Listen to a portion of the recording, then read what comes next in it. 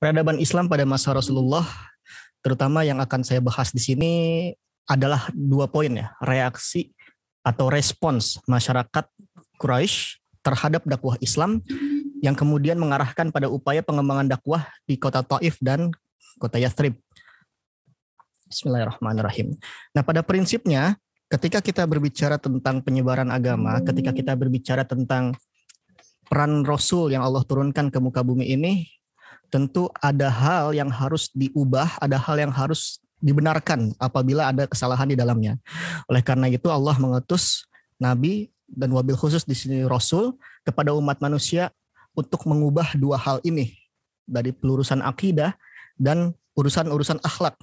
Barulah turunan-turunannya di situ berupa syariat, hukum-hukum dan lain sebagainya.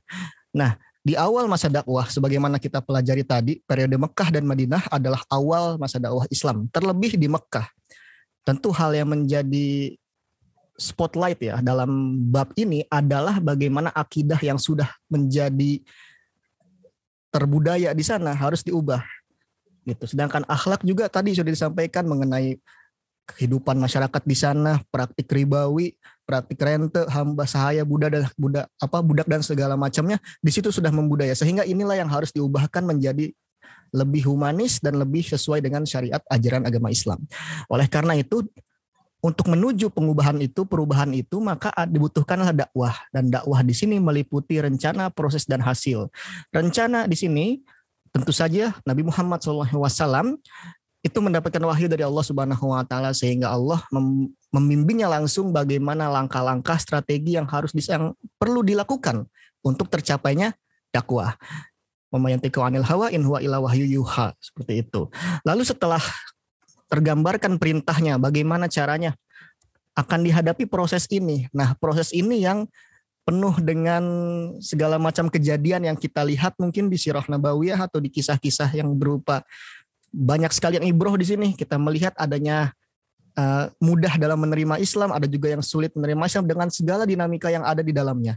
Barulah di akhirnya ada hasil yang dicapai. Hasil ini bisa meliputi kuantitas maupun kualitas.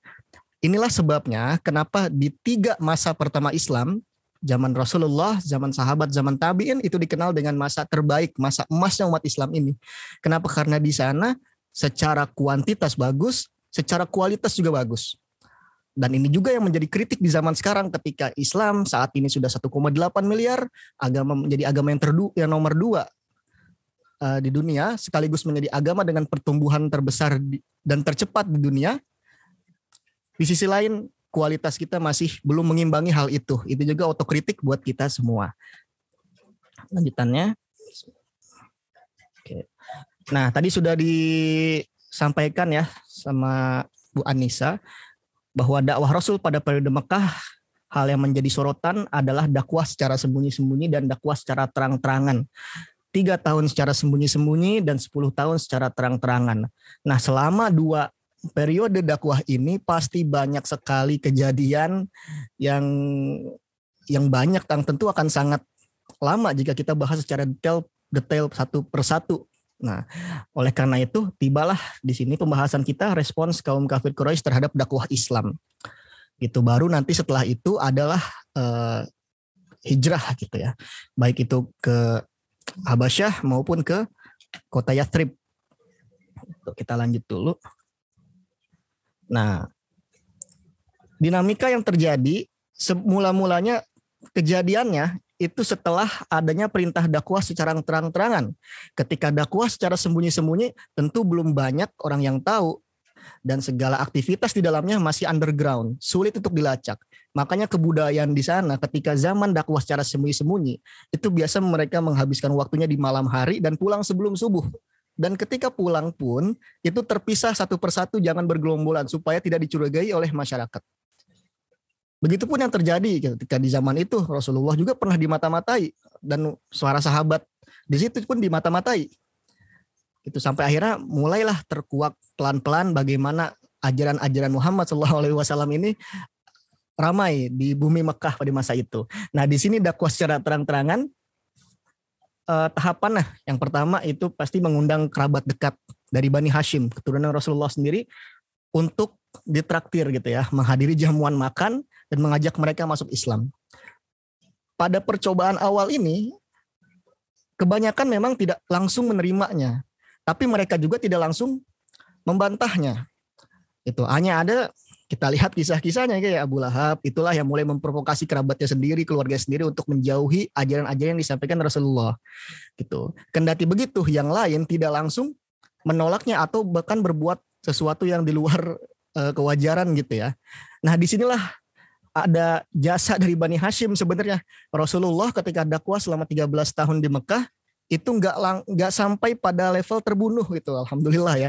Tidak sampai pada kegiatan-kegiatan yang terjadi di dalamnya tindak anarkisme terhadap Rasulullah hingga mengakibatkan Rasulullah itu terbunuh.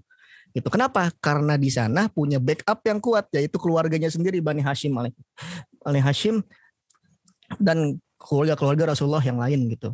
Lalu yang kedua, Rasulullah mengumpulkan penduduk kota Mekah, terutama yang berada di sekitaran Ka'bah, itu untuk mendengarkan beliau menyampaikan risalah Islam.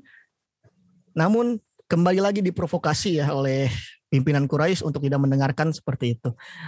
Nah, di sini juga yang ketiga langkahnya Rasulullah itu menyeru umat-umat dari luar penduduk Mekah. Mekah itu kan tempat ziarah ibadah haji dari berbagai macam kabilah, dari berbagai wilayah itu berdatangan, dan Rasulullah menyampaikan pesan-pesan Islam ke mereka, namun juga tidak langsung diterima. Nah, ini adalah tahap awal di mana dakwah terang-terangan, sehingga dari sinilah menghasilkan reaksi masyarakat Quraisy terhadap dakwah Islam.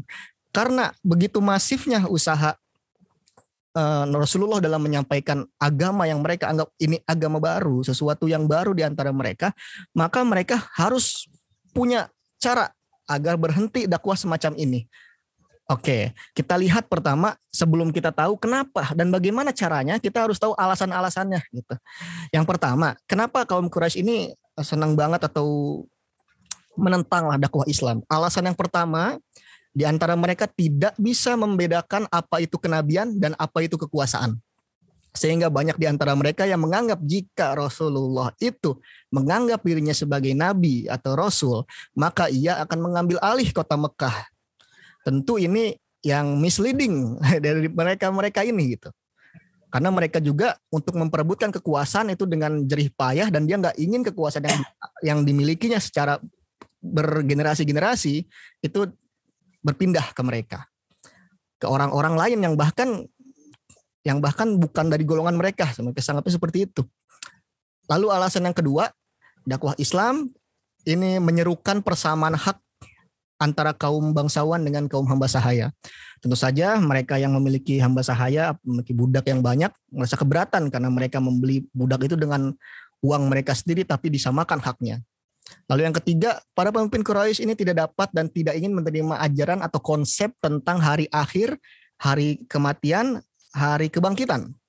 Gitu. Mereka nggak mau disibukkan dengan hereafter, tidak disibukkan dengan kehidupan akhirat nanti. Karena mereka masih, sebagian dari mereka meyakini bahwa ketika mati ya sudah selesai hidup mereka gitu. Lalu alasan yang keempat, ini berupa kebudayaan yang sudah mengakar di sana, dan mereka taklid kepada nenek moyang gitu. Ketika di zaman dahulu beberapa generasi sebelumnya, Amr bin Luhai, orang yang pertama kali membawa ajaran berhala ke kota Mekah, ini sudah mengakar hingga di zaman Rasulullah SAW. Dan ini juga mengarahkan pada alasan yang kelima, bahwa ajaran Islam mengharamkan pemujaan berhala, yang tentu saja akan mengganggu bisnis para pembuat patung di masa itu, karena sudah marak ya terjadi perputaran roda bisnis di penjualan patung atau berhala-berhala seperti itu. Nah, barulah kita bicara reaksinya nih, karena ada 5 alasan tadi yang mereka merasa terganggu akannya, maka muncul reaksi. Di sini yang saya paparkan baik di makalah maupun di PowerPoint, dari yang levelnya rendah sampai levelnya yang parah gitu ya. Oke, yang pertama ada upaya diplomatis. Yang disampaikan adalah negosiasi, melakukan tawaran. Poin pertama di sini saya sampaikan bahwa pimpinan Quraisy itu mendatangi Abu Thalib agar mampu menghentikan dakwah keponakannya, meminta bantuan Abu Thalib untuk memberikan perintah atau memberikan saran kepada keponakannya itu untuk berhenti berdakwah. Itu. Tapi tidak berhasil. Ini yang kisahnya sering kita dengar ya, bahwa ketika Rasulullah itu menjawab dengan Wahai pamanku, demi Allah, andaikan mereka sanggup meletakkan matahari di tangan kananku dan rembulan di tangan kiriku, agar aku berhenti mengajarkan risalah ini, maka aku tidak akan meninggalkannya hingga Allah memenangkan agama ini atau aku binasa karenanya. Nah, mendengar perkataan ini, Abu Thalib takjub, menangis, dan semakin yakin untuk memberikan perlindungan kepada Nabi dalam berdakwah. Tapi sayangnya Abu Thalib tidak langsung mengikrarkan syahadat dalam kasus seperti ini. Bahkan gak cuma sekali nih. Yang kedua, Abu Thalib juga ditawarkan untuk menukar Nabi Rasulullah SAW ya dengan Amarah bin Walid bin Mughirah, seorang pemuda yang kuat, untuk ditukarkan oleh Rasulullah menjadi anaknya gitu kan, ditukar. Tapi di sini Abu Thalib menunjukkan integritas yang sangat kuat, yaitu menolaknya karena dia tahu apa yang akan dilakukan kafir Quraisy kepada Rasulullah, tentu akan dicelakai gitu. Jadi Abu Thalib ini bukan orang yang bodoh ya gitu. Yang ketiga, ada Utbah bin Abi Rabi'ah, itu menawarkan Rasulullah dengan 3 perkara yang menggiurkan dari masa ke masa: harta, tahta, wanita. Segala macam kenikmatan dunia ditawarkan, kekayaan ditawarkan, bahkan kedudukan pun ditawarkan gitu. Lalu Rasulullah juga menolak. Dan yang terakhir ini mungkin juga sering kita dengar ya, bahwa kaum kafir Quraisy ini menawarkan praktik ibadah secara bergantian. 1 tahun untuk dengan beribadah dengan cara Islam, dan 1 hari dengan cara mereka gitu. Tentu saja Rasulullah menolaknya, dan dari sini diyakini menjadi asbabun nuzul Al-Quran Suratul Kafirun ayat 1-6 gitu. Berikutnya adalah olokan dan hinaan, ejekan. Semua ini dilakukan tentu saja untuk melemahkan mental mereka, melecehkan kaum muslimin dan kekuatan jiwa semangat mereka. Terlebih mayoritas ketika di masa awal dakwah itu yang masuk menjadi pengikut Islam masih dalam golongan-golongan yang hamba sahaya. Tentu mereka sudah terbiasa dengan hinaan dan segala macam, akan meruntuhkan mental mereka. Gitu. Makanya mereka tidak segan-segan mengucap bahasa-bahasa yang kasar, bermain fisik sedikitnya dan lain sebagainya. Seperti itu. Nanti penjelasannya mungkin ada di makalah ya. Yang ketiga, ini sudah mulai berkonspirasi melakukan tipu muslihat terutama kepada kaum muslimin yang berhijrah ke Habasyah. Ini kisah yang terkenal ya, di mana Rasulullah memerintahkan kepada umat muslim untuk pergi ke Habasyah menemui raja yang terkenal dengan keadilannya dan termasuk raja ahlu kitab gitu. Namun setelah penjelasannya, pada akhirnya itu rajanya malah menjamin perlindungan selama di negeri Habasyah setelah Amr bin Ash itu setelah Ja'far itu berhasil mengalahkannya dalam perdebatan di situ, karena menunjukkan bahwa agama Islam ini memiliki kesamaan dengan ajaran yang dimiliki oleh kaum sana ya, oleh Raja Najasyi dan negeri Habasyah di masa itu. Itu. Lalu yang berikutnya di sini pemboikotan. Kaum kafir Quraisy melakukan pemboikotan kepada Nabi Muhammad SAW dan keluarganya di kota Mekah, diusir dari segala urusan Mekah.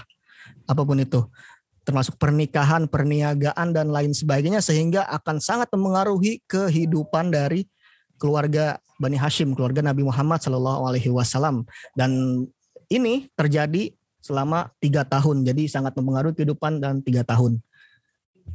Dan yang paling ekstrim ya adalah upaya pembunuhan Rasulullah SAW. Ada berbagai cara, mulai dari permainan fisik, hal yang buruk ya, mencelakai Rasulullah di saat ada kesempatan, melempari dengan batu, kotoran unta, meludahi dan lain sebagainya.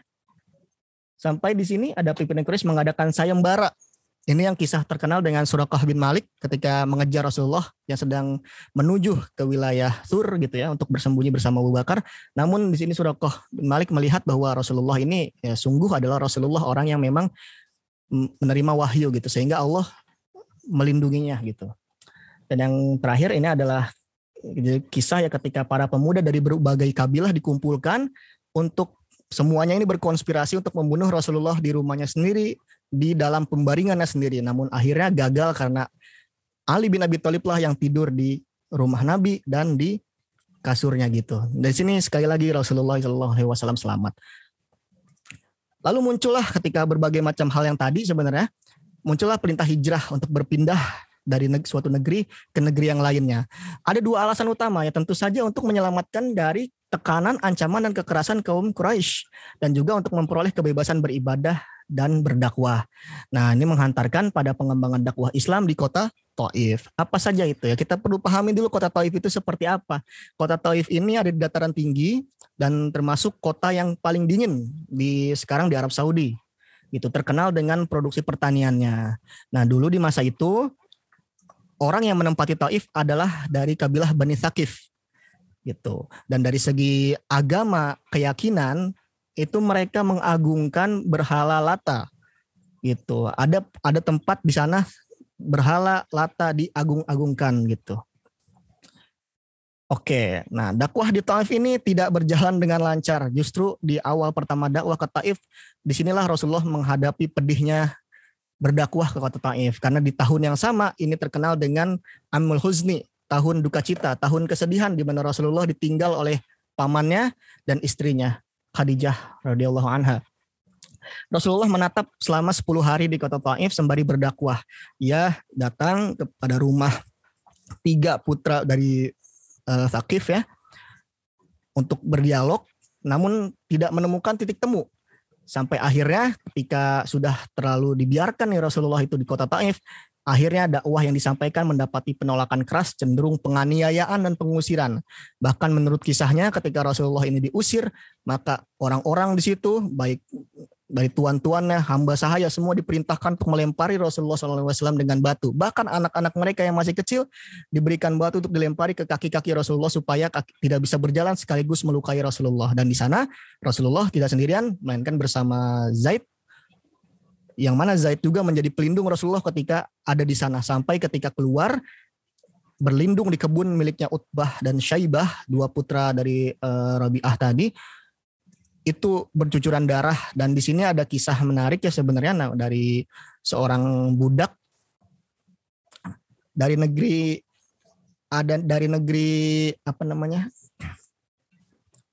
Ninawa, dari negeri di mana tempat Nabi Yunus alaihi salam masa itu berdakwah. Dan Adas, namanya Adas, seorang budak yang beragama Nasrani ini merasa takjub bagaimana Rasulullah bisa mengerti dan bisa tahu siapa Nabi Yunus alaihi salam gitu. Dan akhirnya menurut beberapa riwayat ada yang mengatakan bahwa Adas ini pada akhirnya adalah beriman kepada Nabi Muhammad sallallahu alaihi wasallam. Itu. Nah, di sini juga ada kisah yang sangat menarik ya, bahwa ketika itu 2 malaikat Jibril dan malaikat penjaga gunung menjumpai Rasulullah dan berkata ketika itu mereka siap apabila Rasulullah memerintahkannya untuk menumpahkan 2 gunung untuk penduduk Taif, namun Rasulullah menolaknya.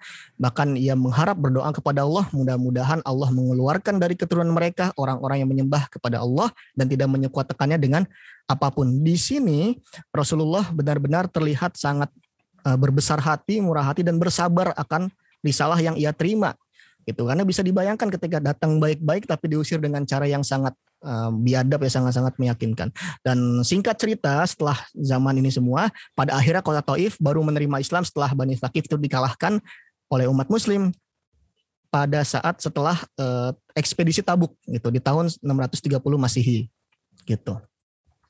Dan yang terakhir di sini pembahasannya adalah tentang ini perjalanan hijrah dulu nih. Ini kita langsung ke sini aja ya, bahwa setelah dari ini baru melanjutkan perjalanan ke Yathrib gitu. Tapi nggak langsung sampai, tentu di tanggal 8 Rabiul Awal itu singgah dulu di Kuba dan mendirikan Masjid Kuba. Lalu di tanggal 12 Rabiul Awal itu pada akhirnya sudah tiba di kota Yathrib yang sekarang kita kenal dengan nama Madinatul Munawwarah gitu. Upaya pengembangan dakwah di Islam di kota Yathrib ini berbanding terbalik dengan apa yang dirasakan oleh Rasulullah ketika di kota Taif. Disinilah kota Madinah yang merupakan kota yang sangat suci, kota yang sangat memiliki keutamaan dalam sejarah Islam. Nah, kota Yathrib ini dikenal dengan wilayah pertanian, yang mana sekarang juga di kota Yathrib itu ramai dengan perkebunan kurma gitu, sehingga ya komoditas masyarakatnya juga pertanian. Dan dari zaman dulu sampai sekarang Madinah disebut sebagai kota yang tenang gitu, kota yang tenang untuk ditinggali gitu. Makanya Rasulullah SAW itu menghabiskan waktu sebelum meninggalnya adalah di kota Yathrib, kota Madinah gitu. Nah, di kota Madinah itu ada dua suku yang besar, suku Aus dan Khazraj, yang kemudian berbaiat kepada Nabi pada peristiwa Baiat Aqobah 1 dan 2, yang mereka Aus dan Khazraj kemudian disatukan oleh Rasulullah menjadi sebutannya menjadi kaum Ansor gitu. Dan di sana juga sudah ada komunitas Yahudi. Jadi di sana sudah ada yang menyembah berhala, ada juga komunitas Yahudi, ada 3 kaum Yahudi yang besar dari Bani Quraidah, Bani Qainuqa, dan Bani Nadir. Meskipun di antara mereka nanti ada yang berkhianat ketika peristiwa Khaybar, dan ada beberapa lagi lah pokoknya kisah-kisahnya. Nah, mereka beda dengan Taif. Kalau Taif itu tadi berhala yang menjadi primadonanya adalah Lata, yang di sini adalah berhalanya Manat gitu. Next. Nah, sasaran dakwah tadi orang yang baru masuk Islam dari Muhajirin dan Ansor. Lalu yang kedua, kaum Yahudi yang ada di kota Yathrib, dan juga masyarakat di sekitar dan di luar Madinah gitu, baik dari golongan Arab maupun non-Arab. Terlihat ketika peristiwa mengirimkan surat ke berbagai penjuru dunia, terutama ke wilayah-wilayah besar Persia, Mesir, Alexandria itu kan, dan Bizantium, itu ada di periode ini ketika Rasulullah mengutus utusannya untuk mendatangi para pimpinan di negeri-negeri tersebut. Tuh. Terus yang berikutnya, oke, ini peristiwa penting saya rangkum dalam beberapa gambar ya, bahwa ini peristiwa Madinah sebenarnya mungkin nanti bisa lebih disampaikan oleh Kak Mutiara gitu ya. Oke.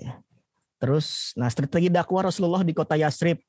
Pertama, mendirikan masjid. Nanti saya sudah lihat makalah dari Kak Mutiara, jadi kayaknya nanti akan lebih disampaikan secara spesifik aja oleh Kak Mutiara gitu. Bahwa secara umum mendirikan masjid di sini tujuannya bukan tempat sholat, melainkan sebagai suatu tempat di mana kegiatan umat terjadi di sana, menjadi tempat sentral bagi umat muslim dengan segala macam fungsinya yang sangat banyak gitu, menyesuaikan dengan kondisi di masa itu. Lalu yang paling penting adalah mempersatukan kaum Muhajirin dan Ansor. Semua digabungkan dalam bingkai masyarakat muslim yang madani, masyarakat muslim yang besar gitu. Dan disinilah pembinaan sumber daya manusia umat muslim. Jadi ketika tadi di awal masuk itu berbicara tentang kualitas, nah disinilah tentang kuantitas, nah disinilah kita berbicara tentang kualitasnya. Jadi sangat berimbang ketika Rasulullah itu mengajarkan Islam di masanya dengan berbagai macam kebijakan, berbagai macam pendidikan yang baik gitu. Lalu membuat perjanjian antara seluruh kabilah di sana, seluruh suku di sana, baik muslim maupun non-muslim, dan digabungkan dalam undang-undang besar yaitu Piagam Madinah. Itu isinya ada 47 pasal yang intinya pertama membahas tentang hak pribadi, keagamaan, hak politik, termasuk jaminan kebebasan dalam beragama, negeri yang penuh dengan toleransi. Lalu jika ada sesuatu peperangan, baik muslim non-muslim sama-sama membantu untuk menjaga kota Madinah ini gitu. Dan Rasulullah bertindak sebagai pemimpin secara aklamasi untuk memimpin segala urusan yang terjadi di kota Madinah dengan segala kebijakannya yang sesuai dengan aturan-aturan Allah Subhanahu wa taala. Sehingga di sini yang dikenal dengan Daulah Madinah ini meliputi 3 aspek utama, politik, ekonomi, dan sosial. Politik semua berdasarkan Rasulullah SAW ketika menyampaikan segalanya, maka di sana adalah kebijakan-kebijakan yang terjadi di masa itu berdasarkan azas-azas Islam dan prinsip keadilan. Ekonomi juga, sosial pun demikian. Sehingga semuanya dirangkum menjadi suatu kesatuan dalam Piagam Madinah tadi, sekaligus dalam kebijakan yang Rasulullah sampaikan di kota Madinah, semuanya berasaskan keadilan, hak, persamaan derajat, kewajiban dengan nilai-nilai Islam, dan selebihnya seperti itu.